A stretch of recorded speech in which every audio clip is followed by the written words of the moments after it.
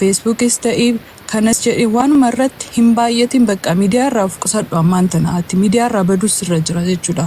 Yeroo fudhadhu boqonnaa fudhadhu miidiyaa irratti hin guddatin. Takka lammada immoo namni waa jedheef hunda deebiin kenniin. Bakka deebiin kenniin badin ni jira. Dogongorri uumamee jira. Ayee sana sirreessuuf jettee badii biraa dalagaa jirta obboleettiiti. Sanaafu akka dhalaa Oromoos akka dhalaa Musliimas kan si gorfadhu asirraa of xiqqeessi. Miidiyaa irraa of balleessi. Baqaanas hin jedhu obboleettiiti. Miidiyaa irraa of balleessi.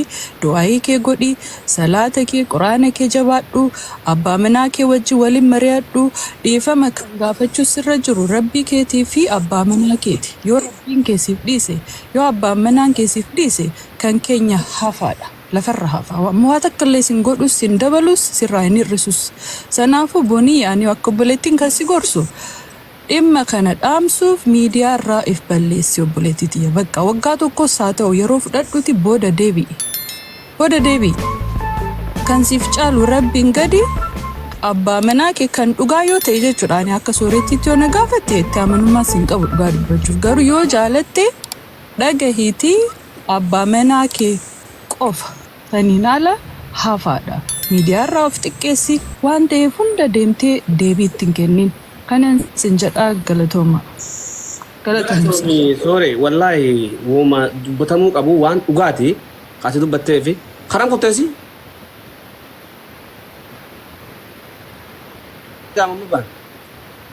Addeebi sidagaa jira addeebi. Wallahi dhugaadha bara. Ani Hamza dhibbaan dhibbatti wanumtu kunu akka sida ajandaan kun dabree suuta boodara lafaa kaane kara gargaarsa tiblee yaanuutiin walii galle naaf mammabaan qabee qooy ammaa miti rabshaan kun haa qabbanaa'u oguu rabshaan kun qabbanaa'u qofa booda mammabaan akkana waan akkanaatu jira waan ta'eef gargaaramuu qabannee ajandaa kaafannaa hagana hedduutti danda'an beekee mana mubaarakii rabshaa wadarra dhaabbattee dhaggeeffadhu naafin oduman akkana jo'uun oduman dhaabbadhu jo'uuniti kaachire mubaarakaa deebi'u kara sanatti deebina sooree qabadhu na jala kaasi sooree tiktok ishii jalaa gubate jara keenya foloo godha boonii jalleen deebitee jirti.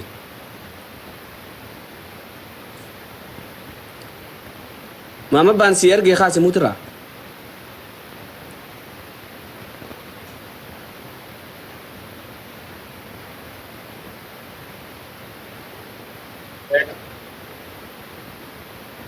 Wa alaikum salam wa rahmatullahi wa barakatuh.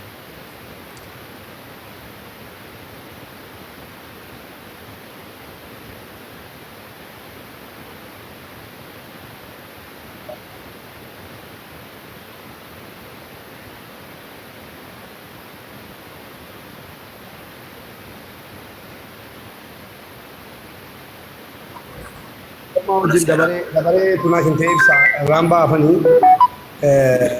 karaarran jiraanis eerpoortii keessa jira. Dabaree naa kenne deebii ammaan deebisaa. Deebii Hamzaan mana gaafate. Dhugaadha. Ustaaz Bayaaniin gadda dubbannee akka isaanii marii goona. Ustaaz marii goone waan uummanni jedhe uummataan mari'annee waan godhamuu qabu goonaadhaan dhufneedha. Gargaarsaaf hin dhufne nu gaafa sana. Mariidhannee uummataa waliin goona jennee dhufne. Kana walii galee ustaaz kunoo gaafachuu dandeessa. Yeroo dhufnu marii goone maal wayyan jedheen agargaaramanu amman jenneen maal wayya uummataa akkasii balaa kana hunda kan fidaa jiru waan kana yoo gargaarree walitti finne hin danda'amu jennaan akkuma argite ibsa bakka uummanni tole jedhee wanti hundi dhumee biraa gallee beellama kennine.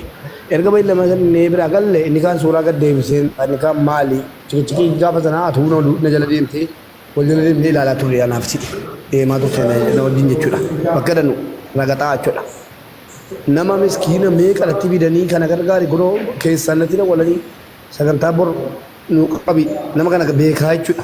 Nama kana sagantaa bor qabi nama kana iftaan qabanii walirra natteef bidanii naan aboo waan cikicikii qabu keessa wanti nagalchuun jiru jedheen dhaqee ustaazaan saasee yoo danda'amte ustaaz akkaawuntii kiyya waan hin qabdi mana keessan banaadha achitti dhumna ibsa yoo danda'amte moodara mana kee baneennan laa rakkoon qabu manuma kee haa ta'u naan jettee girriidhaaf hafe. Essee walumaa galatti waan jiru maaliif hafe gaaffiidhuma taanaan malee maaliif hafe atis hin beekta girgirrii gaafa sana ture jechuudha. Inni hin gargaarre silaa dhiisee inni barbaade gargaara silaa akka gaarii ture garuu cikicikii kee argina kanaaf hafe. malee wanni biraan jiru shii wata keessa jira ammoo wanni Doorsisanii miti Mubaarak. Ati doorsisa miidiyaa kana maa sodaata? Fakkeenyaaf amma faraqaa waan kanaa namni kan wal lolan namni isaan hundaanuu wal lolan. Tokkiin kan kooti dhagee tokkiin kan kooti abbaan barbaade mana banee fi naan abbaan barbaade gargaaree abbaan barbaade dhiisa mana banee fi waadaa guutuudha garuu haala yeroo sana deemamaa jiru hundinuu mana babbalatee yookiin argitetti yookiin argite. Okkofataa meeqa jira kan fayyaan qabne meeqa jira dinni jira waan inni haasaamne danuu jira hin beektaatis kana jira akkas akkasii sagantaa qabannaa akkas goona kana taana ergasii yoo ta'u jedhaa jirtu hadha kamitti baadanuutu deeme innaan egaa fuudhee seenee laayivii gargaaramuu dhiisee masqalbii isaa caburra hafee yeroo biraatti uummanni irratti dubbatee inni kun akka lolaa waa danuu dubbataa ture maa sheeka danuu gargaaramee sheeka danuudhaaf waa danuu goonee jira makiinaa binnee jira akkuma sana sheeka kanaafis waan ta'e goonaa waa'ee booniyyee dhiisaatiin jedheen gaafa sana waa'ee booniyyeechi dhiisaa inshaallah barbaadde galtu barbaadde aliiftu karaa barbaadde galtu ishii ala jambi godhaati isaan akka nama tokko akka lolaa qabanuu ooyiruu wayii qabanuu waraana qaraasisuu gargaaruu jennaan ishii jedhanii ka'anii bakka waan jedhame argiteetta sanaaf biyyi gaa dhufnee milkaa'uu dhabuurra uummanni irratti olii galee gaaf tokko wanti godhamu olee malee.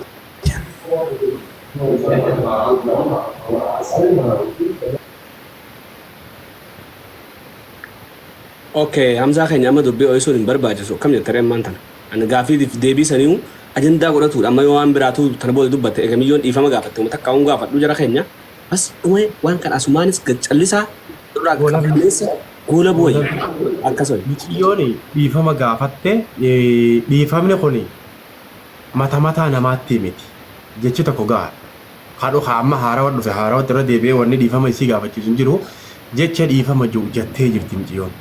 Akkaataa ammaan tana hadiiritti himetti illee akkaataa jalqabachitti isii fi ustaas Hamzaalleen faallatti wal hubatan.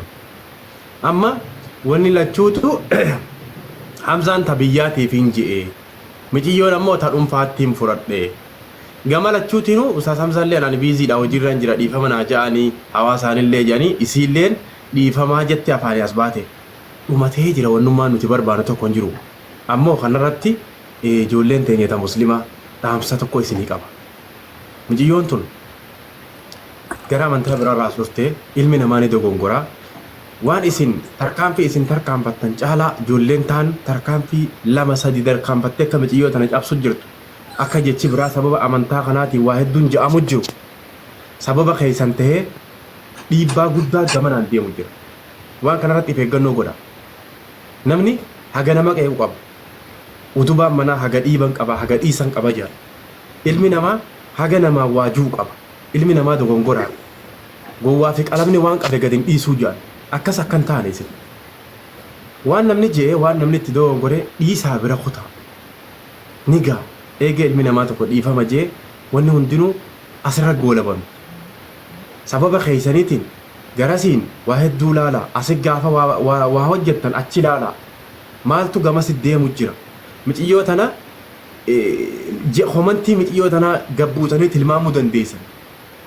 Ijoolleen amantaa biraa akkaataa itti isii tana cabsu jirtu akkaataa sadarkaa amantaatti tarkaanfatee namni waan inni wanti deemaa jiru waan hedduu nama aarsaati waan hedduu isinuu haataniif yaadattanii dhaabaa asirra ni ga'a.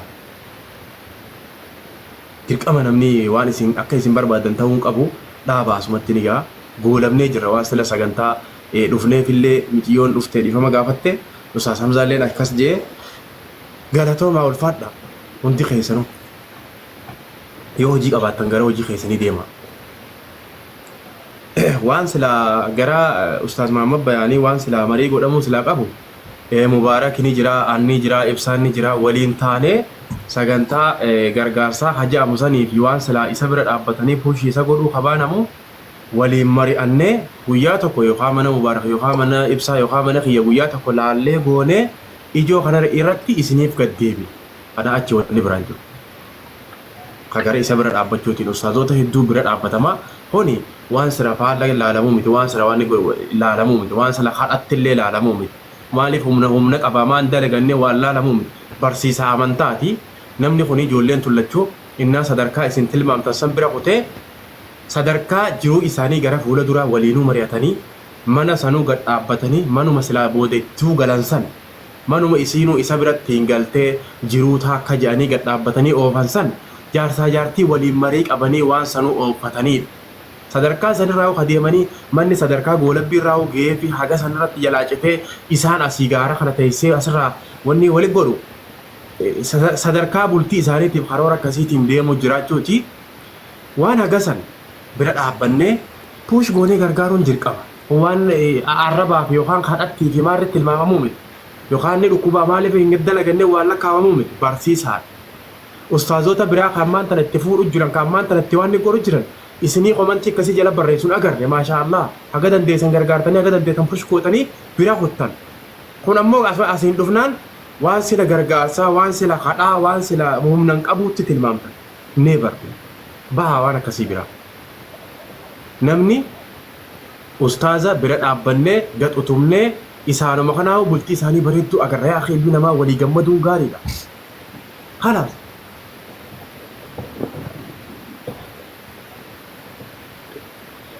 Goolamnee jira sagantaa ta'aniitiin ibsa mubaarak waliin taanee keessaan taanee Muhammad yaafannee bakka takkatti marii goonee nama sadii akkamitti murteessina.